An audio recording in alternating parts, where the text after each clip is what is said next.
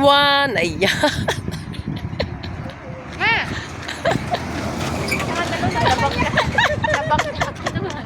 Yung dalawa. Ayos yung dalawa. Oh. In the moment, kasi pauwi na sila paminduro na pa. Para papunta na sila ng Kwan. Ng Infanta Quezon.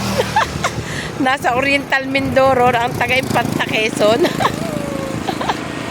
Ayan, oh, kita ninyo yan guys, oh. Nandito kami sa Abatun, oh.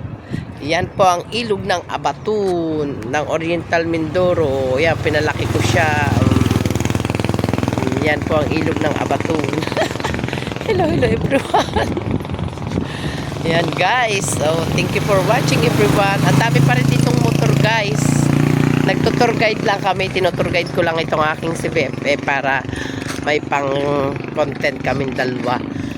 Sa totoo lang guys, ngayon lang ako nakarating dito. Sa how many years? Ngayon ko lang narating itong lugar na to. Diba?